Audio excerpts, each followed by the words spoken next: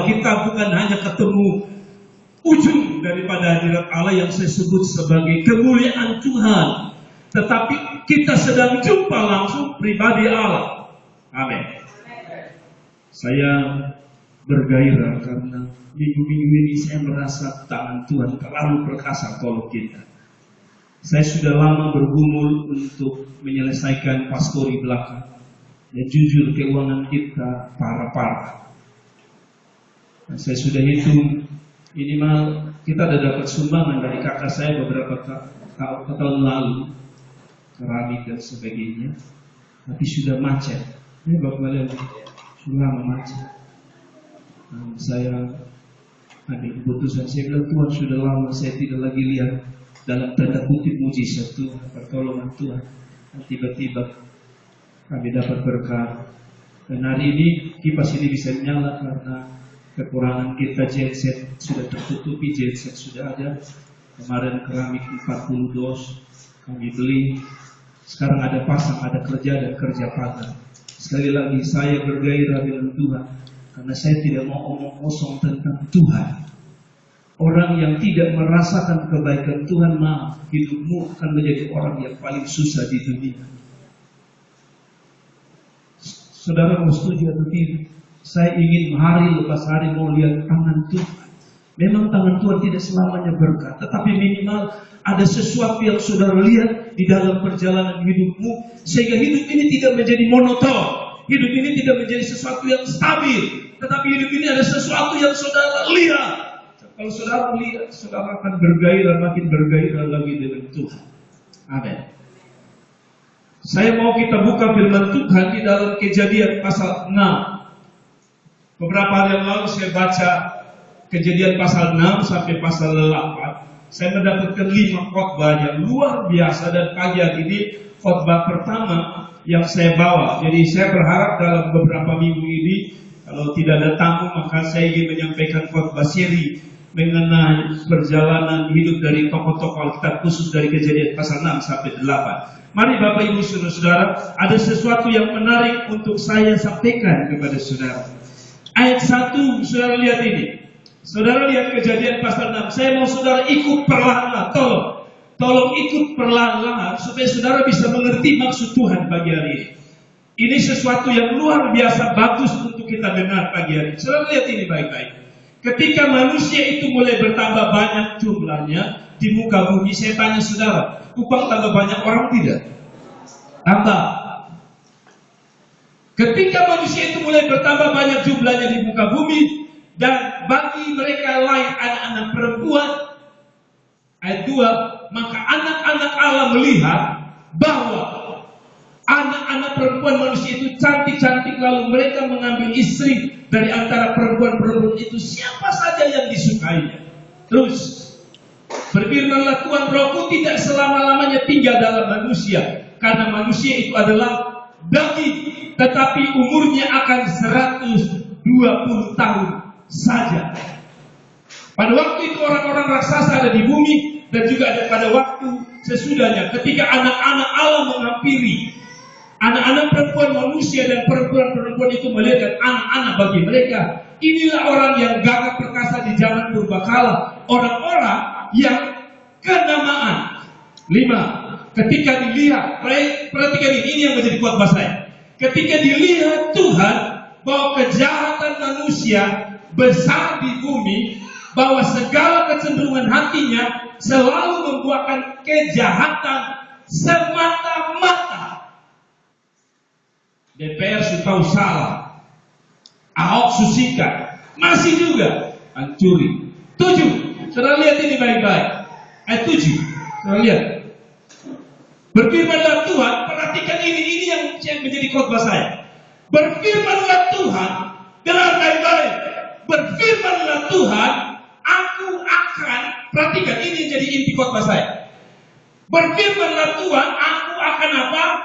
Menghapuskan, menilai manusia yang telah kuciptakan itu dari muka bumi, baik manusia maupun hewan dan binatang melata dan burung-burung di udara. Sebab kedua kali lagi, aku menyesal bahwa aku telah menjadikan mereka. Ini jadi khotbah saya.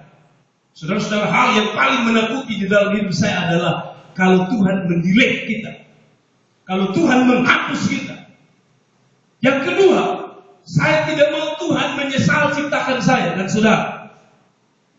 Dengar, dalam catatan ini Tuhan bilang dia menyesal. Dia yang cipta, dia yang buat manusia Adam dan Hawa. Tetapi Alkitab bilang dia menyesal dan dia ingin hapus manusia. Dengar baik-baik. Saudara dengar baik-baik. Ini pagi yang saya mau saudara tangkap isi hati Tuhan dengan baik. Hal yang paling menakutkan di dalam hidup ini adalah kalau Tuhan delete hidup kita, Tuhan hapus hidup kita dari muka bumi. Saudara-saudara, saya tidak bicara tentang kematian. Saya terjemahkan begini. Dengar baik-baik. Ini dia bilang saya menyesal.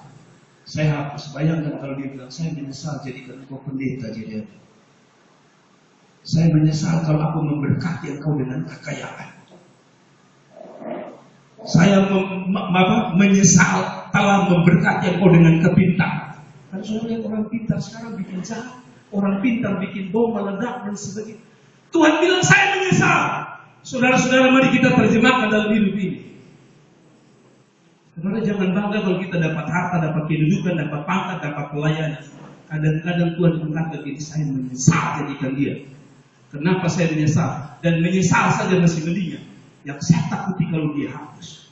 Kalau saya sebagai hamba Tuhan, dia bilang saya menyesal jadikan engkau jadi aduh, saya hapus saja. Saya delete urapanmu, saya delete hikmatmu, saya delete perjalanan hidupmu. Saudara, jadi apa kita? Buka mata hati kita, kejahatan ada di mana-mana. Orang masuk dalam gereja, orang bawa kejahatan. Dengar, saya tidak mau Tuhan bilang sama kita. Saya tidak mau Tuhan bilang sama rumah tangga kita, saya menyesal telah menjadikanmu. Tidak ada kata amin. Tangkap isi hati Tuhan akhir zaman ini. Saya tidak mau Tuhan menyesal. Dan dia bilang mendelete hidup kita. Jangan sampai Tuhan delete berkat kita. Jangan sampai Tuhan mendelete urapan kita. Jangan sampai Tuhan mendelete pelayanan kita. Jangan sampai Tuhan mendelete seluruh hidup kita dan menghapus. Karena dia menyesal kita tidak buat apa-apa bagi dia. Saya akan mau sampaikan kepada saudara. Itu sebabnya kalau saudara baca ayat 8. Saudara lihat ayat 8 sekarang. Ayat 8, perhatikan itu. Mari kita terjemahkan tidak usah jauh. Ayat 8. Tetapi Nuh mendapat kasih karunia. Saya mau tanya, Tuhan adil? Pasti Anda berkata Tuhan adil, karena Anda tidak mau salah. Tapi kalau saya baca di sini, pantas saja kalau saudara baca, akhirnya yang bisa naik ke Batra, hanya Nuh dan keluarga, betul? Karena kenapa? Karena Nuh dapat kasih karunia. Dengar, kalau Anda hanya ambil ayat ini, saya dan Anda bisa protes Tuhan tidak adil. Memang saja kok dia selamat di atas Batra Nuh, karena dia yang dapat kasih karunia. Anda salah.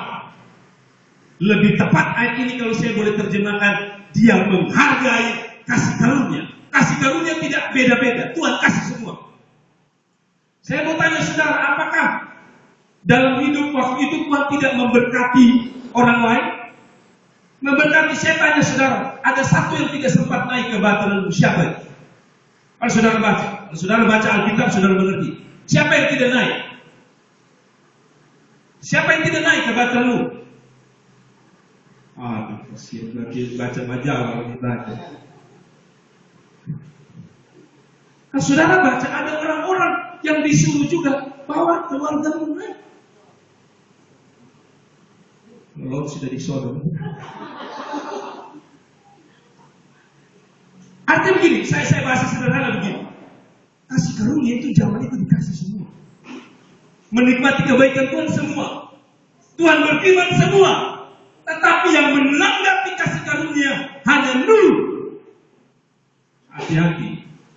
Saudara anggap buat dosa kalau masih hidup, buat dosa masih aman, buat dosa toh rumah tangga masih aman-aman, hidup saya masih aman. Hati-hati, jangan sampai dia bilang saya nyesal, saya mau tidak saja. Amin. Ini keras ini, tetapi saya mau bicara jujur kepada saudara. Jangan sampai Tuhan delete hidup kita. Jangan sampai Tuhan delete berkatmu. Jangan sampai Tuhan delete masa depanmu. Kalau dia sudah